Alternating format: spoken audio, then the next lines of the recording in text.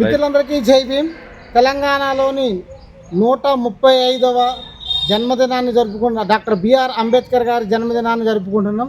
ఈ సందర్భంగా ప్రస్తుత ప్రభుత్వం ఉన్నటువంటి ప్రజాపాలనని పిలువబడేటటువంటి ఈ ప్రభుత్వంలోని దళితులకి, వెనకబడిన వర్గాలకి, ముఖ్యంగా చిన్న చిన్న ఉపాధిని కోల్పోయేటటువంటి పరిస్థితిని తెచ్చి ఆ 17వ జీవోని అమ్మటే రద్దు చేయాలి.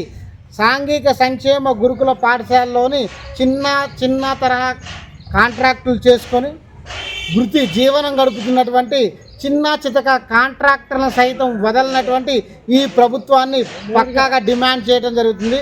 రేవంత్ రెడ్డి గారు మీరు ఒకసారి ఆలోచించండి. పెద్ద పెద్ద కాంట్రాక్టులు చేయలేనటువంటి, ఉద్యోగం లేనటువంటి యువకులు చిన్న కాంట్రాక్టులు చేసుకుంటూ, గురుకులంలోని చిన్న కాంట్రాక్టులు చేసుకుంటూ బతుకుతూ కుటుంబాన్ని ఎల్లదీస్తున్నటువంటి ఆ తరుణంలోని చిన్న కాంట్రాక్టుల మీద కూడా కన్నేసి కార్పొరేట్లకి కట్టబెట్టాలనేటటువంటి మీ ఆలోచన ఏదైతే ఉందో దాన్ని వెనక్కి తీసుకోవాలని కోరుకుంటూ ఉన్నాం.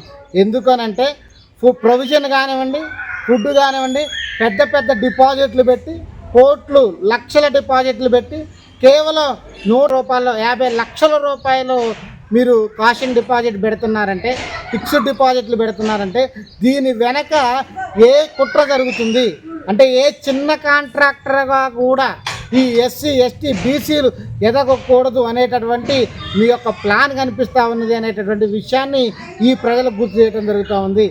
మీకే ఈ ప్రజల పట్ల, ఈ ఎస్సీ ఎస్టీ బీసీల పట్ల మీకు కొద్దిగైనా, మీకు ఏ మాత్రం ప్రేమ ఉన్నా కూడా ఎమ్మటే 17 జీవోని రద్దు చేసి, గతంలో ఏ విధంగా అయితే జరిగినాయో, గతంలో కేసీఆర్ గారు ప్రభుత్వం ఉన్నప్పుడు ఏ విధంగా అయితే గురుకుల హాస్టల్ టెండర్లు జరిగాయో అదే ప్రాతిపదికన జరగాలని, అదే విధంగా మీరు కొనసాగింపు జరపాలని ఈ అంబేద్కర్ గారి జయంతి సందర్భంగా మీ అందరినీ కూడా వేడుకోవడం జరుగుతుంది, డిమాండ్ చేయడం జరుగుతుంది.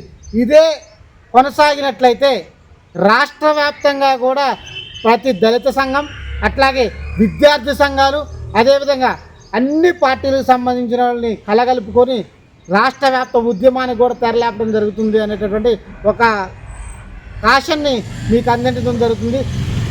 దయచేసి మరొకసారి మీకు విన్నవించుకుంటా ఉన్నాం. తప్పకుండా 17 జీవోని రద్దు చేసి చిన్న చితక కాంట్రాక్టర్ని, ఏ యువత అయితే పొట్టకూటి కోసం పోరాడుతున్నారో అటువంటి యువత నోట్లోని మట్టి కొట్టొద్దని మనవి చేసుకుంటూ జై భీమ్, జై భారత్.